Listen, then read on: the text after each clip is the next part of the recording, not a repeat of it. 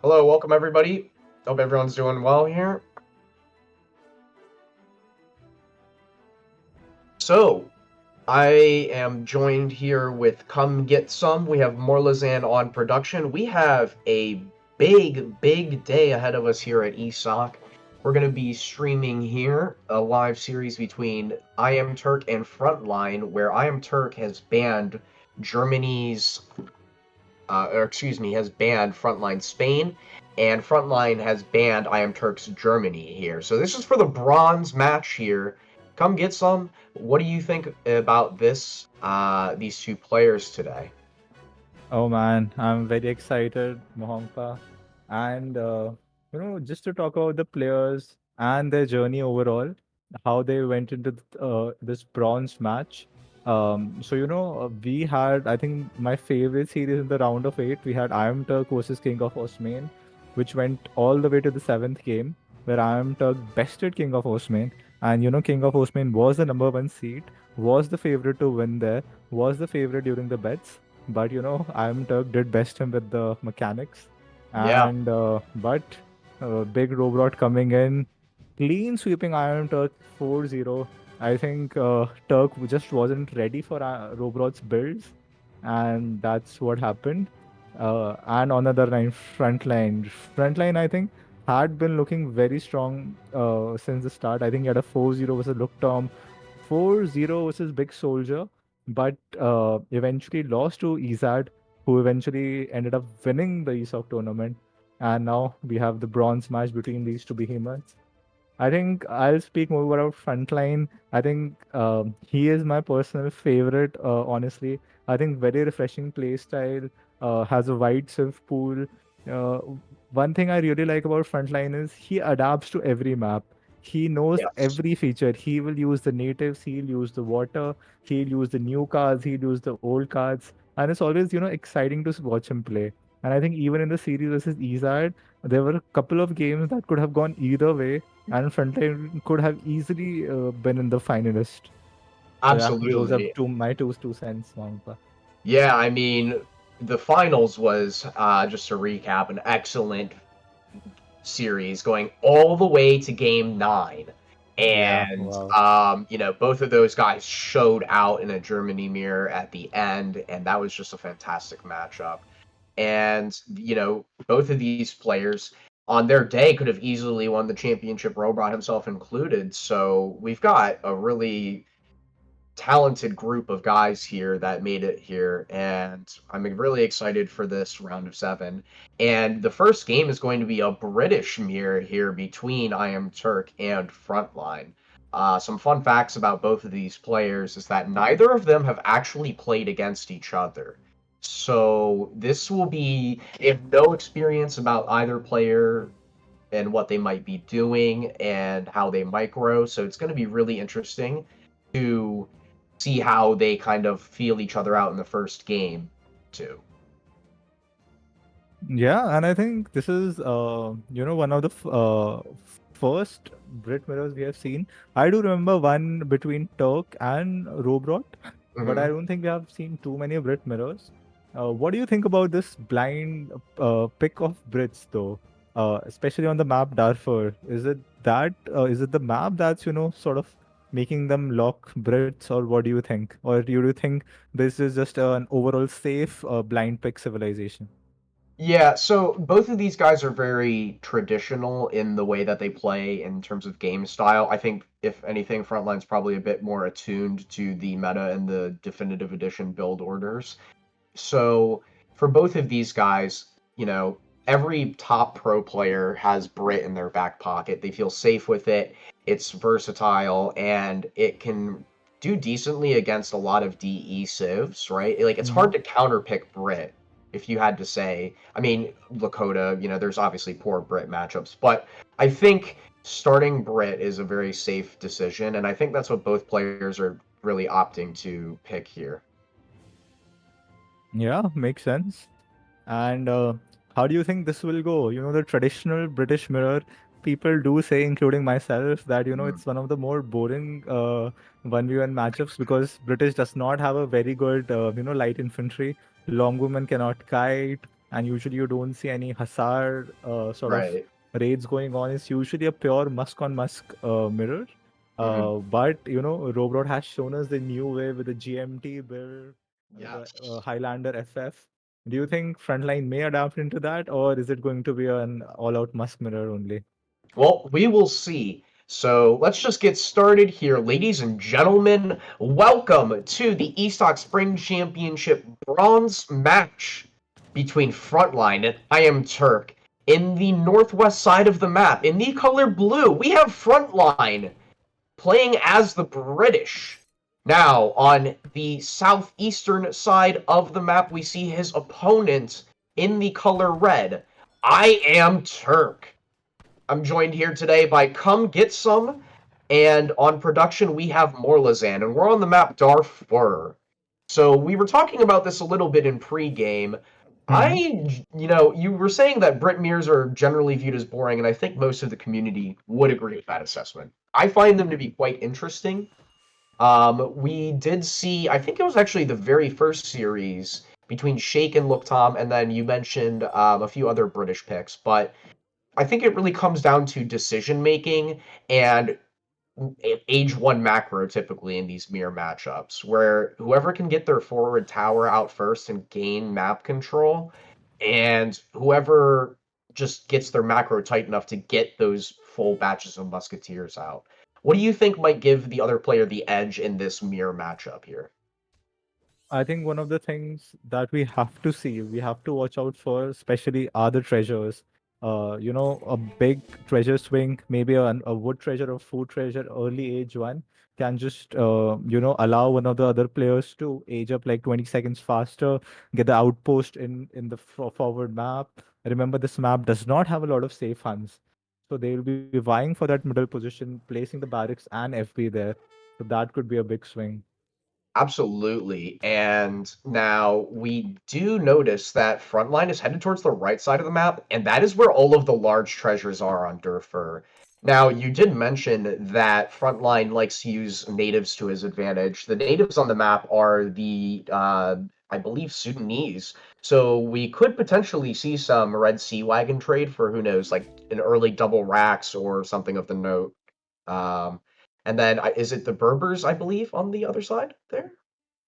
Yeah, I think Berbers are a very strong native. They have those camel type units that are sort of light cav. They counter cavalry, and you can actually boost your economy by going for the Berber nomads. But yeah, will be pretty hard to squeeze that in with all the British macro that's going on in early age too. But yeah, could be a very potential thing to add, very strategic thing to add to give them an advantage. Can we quickly see their decks to just see or sort of if there is anything interesting, or is it going to be a standard one? So this Frontline. is, yeah, land, advanced arsenal, refrigeration, and royal mint. We see Gentleman of the Pike, which I know has been a fan favorite of a lot of new British players. Otherwise, I'd say fairly standard. What do you think? No 700 food, but 600 wood. Yeah, the only thing I don't like about Frontline's deck is the lack of the Musk HP, which we Yeah. do see in I'm Turk's deck. And he even has the Villager HP, which can be pretty useful when you sort of go late H2. So Frontline chose to go with the advanced arsenal instead of that. And there we have it. We have I am Turk going for the native instead of Frontline. Wow. Are my eyes deceiving me? Oh boy, he might have been reading on the text there. And thank you, Igor, for the raid. Appreciate it very much. Hey, Morlazan, when you get the chance, can you stream on Discord for us, please? It closed out. But yeah, we do see the age ups coming in for both players. We do see the gang saw tech coming in now. It'll be interesting to see who gets their forward position down first here. If we take a look over at I Am Turk, he's placing down a market now. He's aging up with, what is it, the governor, I presume? Yes, it is. Okay, very nice. Yeah, so I think Frontline is doing the reactionary thing, and he is himself going for the natives. Doesn't want to be behind in the Berber war. So it will be interesting to see if they start with a musketeer, or maybe they even start with the natives here. Yeah, now if you think about it, the 200 coin from the age up is typically used for either like hunting dogs or your first batches of musketeers, but it could potentially be used for the Red Sea Wagon trade. And we see both players immediately going for the middle of the map, trying to claim. The outpost goes down first for Frontline, and iamturk returns and plop, plop, there you go. And we do see the Red Sea Wagon trade coming in from Turk, so he's going to get double racks for 250 wood and 150 coin. And there you go, plop, plop in his base, sort of, and behind the outposts, and that's going to be a huge advantage.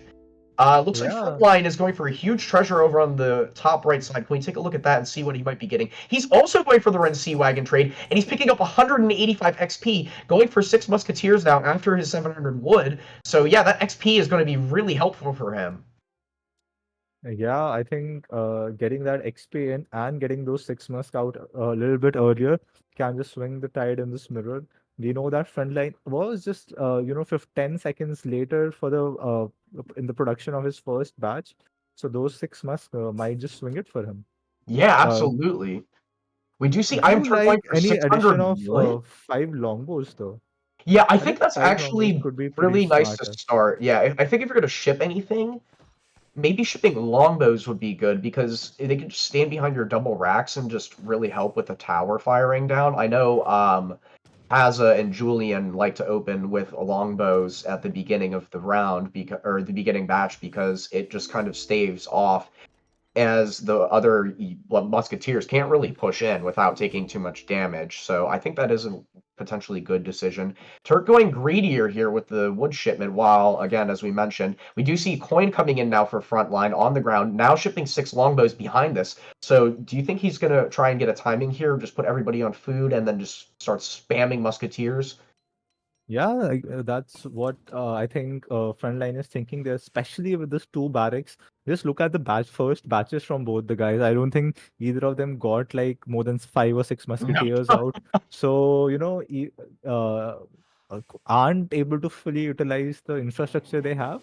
So they do need to send those crates in to sort of get that early mass, or that, or this, 2 barracks Sudanese red trade doesn't really pay off, in my opinion. So I do like, Frontline's build here. Yeah, we do see around how many musketeers does Turk have? Because oh wow, that's a decent mass there from Uh, front with the 6 longbow and 6 musketeer shipments coming in. I am Turk now shipping longbows after shipping 700 wood, 600 wood for Phil, so going very greedy. I think he's going to lose his outpost for this year. We do see 16 musketeers and 6 longbows with another batch of 6 currently in queue. Is Turk going to lose his barracks here?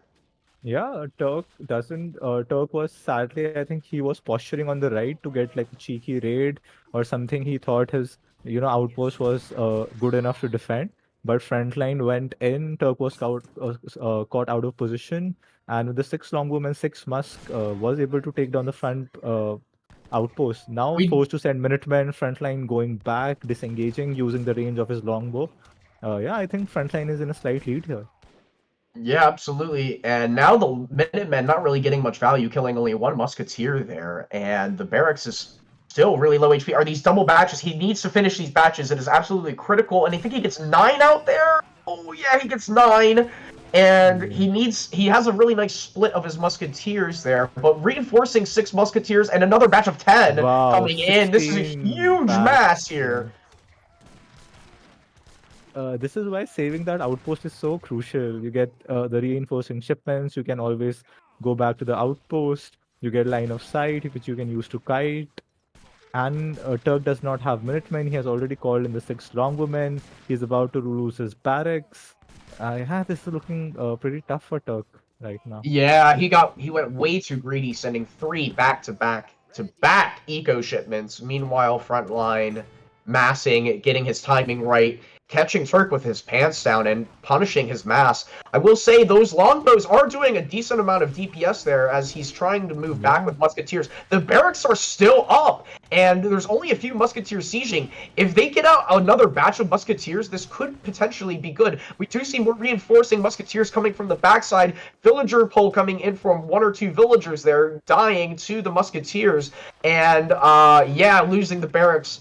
Finally goes down. Another batch of 5 musketeers comes in now. But what can Turk do at this point? Yeah, and now Turk won't have much safe hunts left. Uh, he'll have to spend like 400 wood to plop down 2 barracks. And yeah, he's looking hard behind this front line. Can just send those musketeer upgrade cards. He knows he has the mass advantage. He has the map advantage. Uh, I don't know. He does not have Minutemen.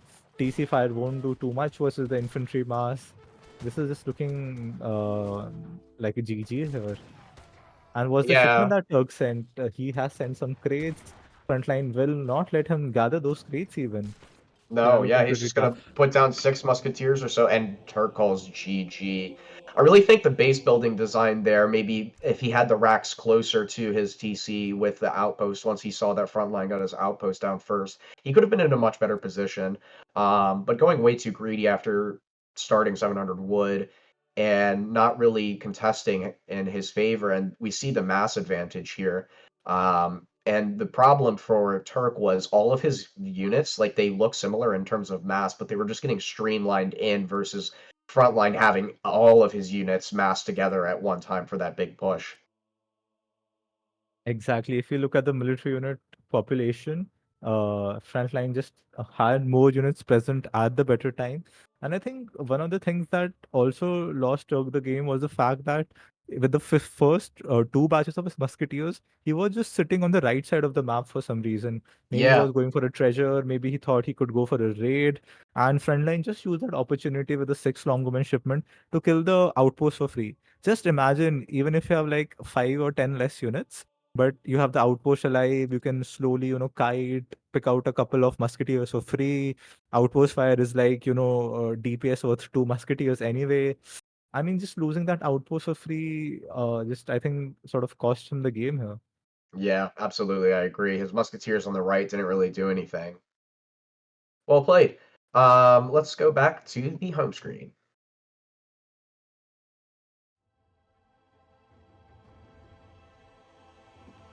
I think if you had asked me what sort of games will I am Turk win here, or where does I am Turk have the advantage, one of the things I would have said was some of these mirror matchups, or some Hmm. of these legacy matchups where Turk is so familiar. He has played all the big OGs, Tabin, Kaiser Klein, Optimus, etc.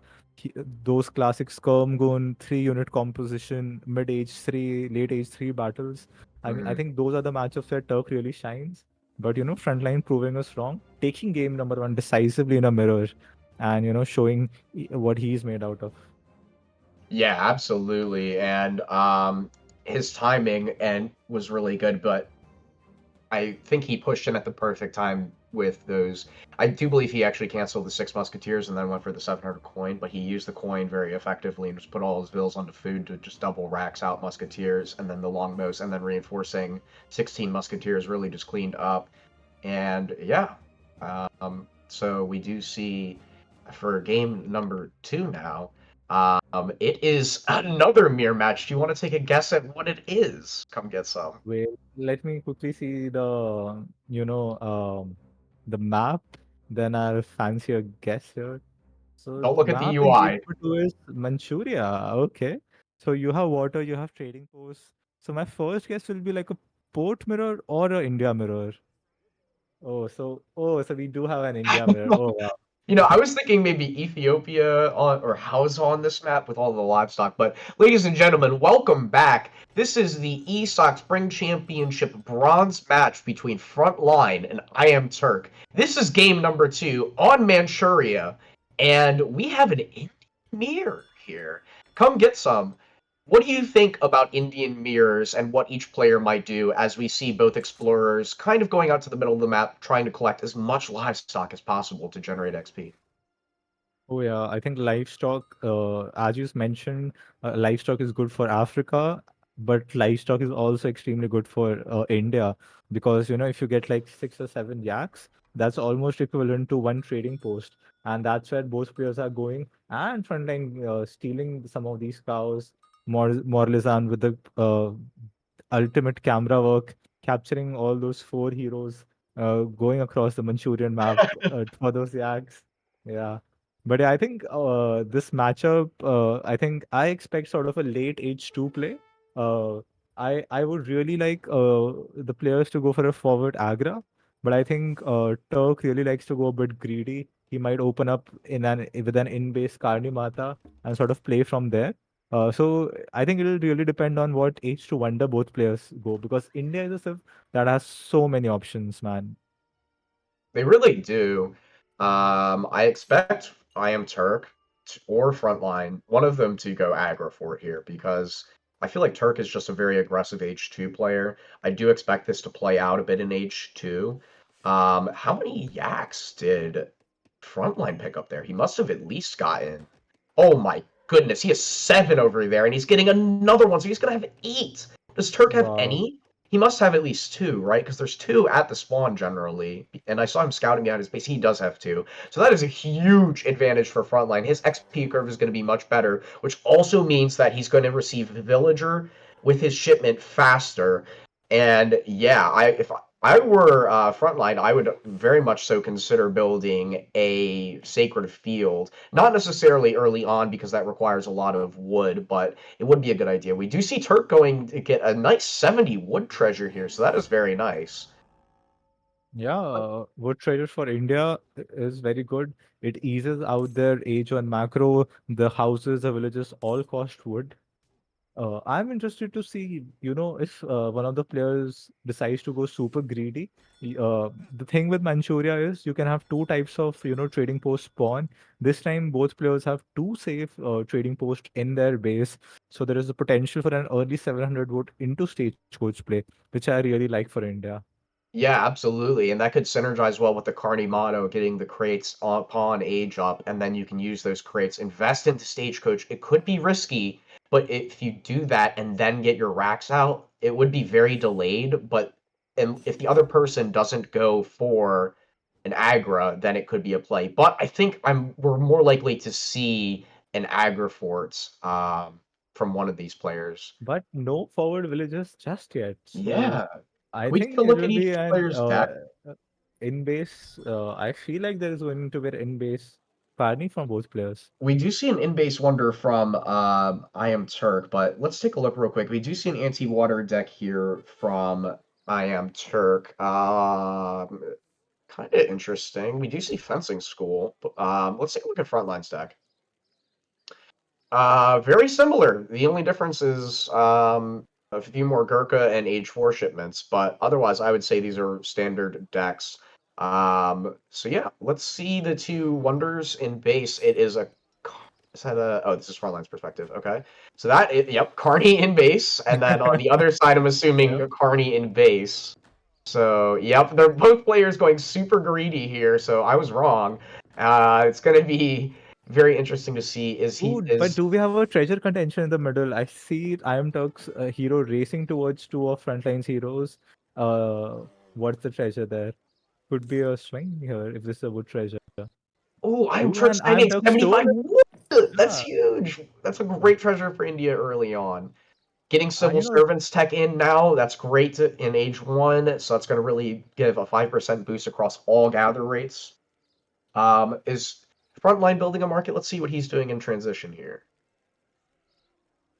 Oh, another I yak back think he there. is posturing his hero for a trading post. Not sure. I think India does like to go for a trading post in transition. As you mentioned earlier, India receives a villager with each shipment. That's their bonus. Oh, interesting. So Frontline actually decided to heed to Mahongpa's pro advice and went for this sacred livestock field. which will boost his XP generation. I think that is actually better than a trading post. We do see Turk's heroes position on the trading line, so I think Turk might go for an early sort Yes, of he is. stagecoach play. Yeah, he's definitely hammering down that elephant, putting in absolute work there on that back trading post. So interesting to see what each player does. Frontline does get the age up in before I am Turk. Turk has a shipment in queue. He just aged up. Let's see what he does here. He's shipping 700 wood. Let's take a look over at Frontline. I am Turk on 17 villagers, 200 export, pretty decent split macro. Frontline over here, he is sending in foreign logging card number 1 on 18 villagers, now getting fur dressing, the second food tech at the marketplace. A lot of villagers chopping wood here, and is opening with a Interesting. He's going for stable. an in-base stable. Yeah. Wow. After Yulan's, the most sort of controversial cav unit is none other than a Sowars or the Magician. Uh, pretty bleh unit. I mean, they're like a Lancer type of unit. They're pretty fast, but they have a low base attack, and they just don't do well at raiding or tanking or even fighting versus other cavalry. So yeah, Yeah.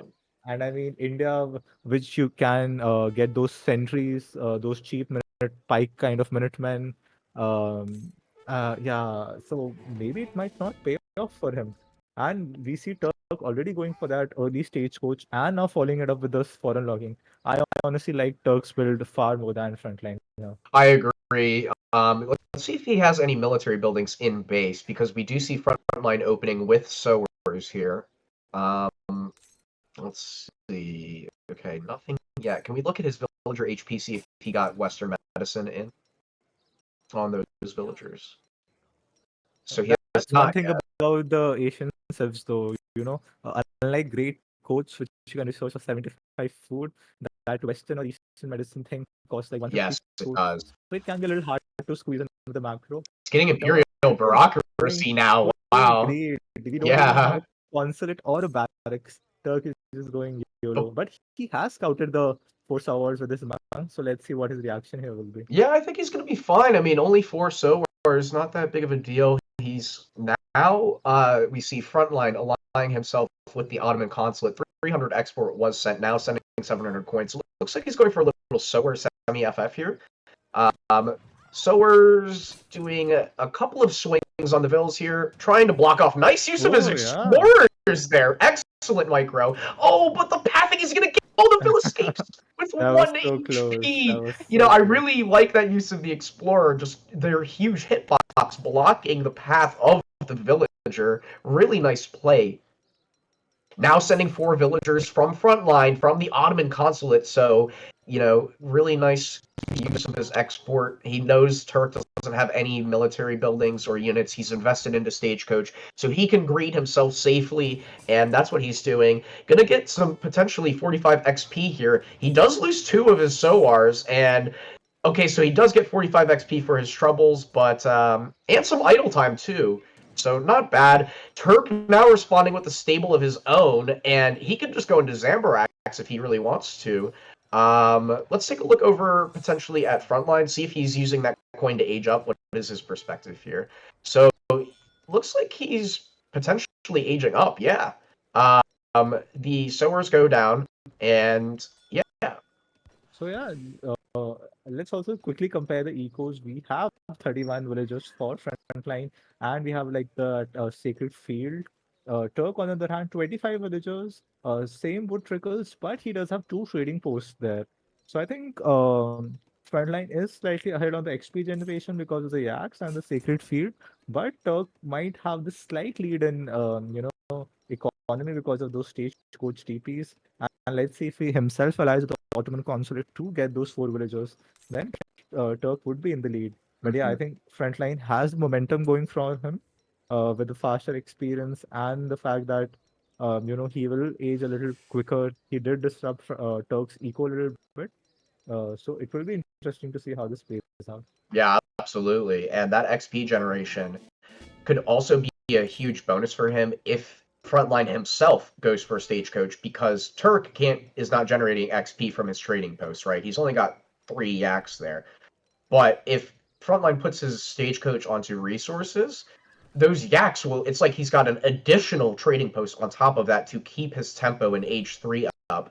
We do see Frontline now aging up, and what is he aging up with here? Can we see the Wonder of Choice, the Charminar Gate? Okay, so he is going to get the Mahout, and his Mansandar units will be available for training upon age 3. I honestly like the Tower of Victory Wonder, which gives you like 700 or 800 wood. Because look at the bills and look at the civ. They require so much infrastructure, Mongpa. And India is a civ. How they have set the civ up this game is they have gone heavy on economy. They will need to do the veteran tracks also. They'll need to add at least one barracks, if not the second one. So they'll require a lot of wood. And Yes. that's exactly what Tower of Victory gives you. I don't think that early Mahout from the age of Frontline will achieve much. And what's the wonder for Turk? Oh, so he's also going for the Charminar Gate. Hmm. Interesting. I know I have seen Izad go for the Tower of Victory and plop down like 2 town centers defensively. Yeah. But yeah, No, I do think that is a Mhm. very important observation to make. I do think, though, you sacrifice way too much in terms of military, because if your opponent has the Mansandar unit and you don't, that engagement can be very dicey. And oftentimes it can be visually hard to distinguish the gold trim on the Mansandar units. Um, but yeah, like that could be, if you think about it, you can't attack move when they have the Mansandar. If you focus Mhm. fire it's essentially soaking up a huge amount of damage. Zambrak's now trying to contest these Azaps, but they're Ooh, going to get smoked ASAPs. here. Yeah. Yeah, and Azaps are a really nice play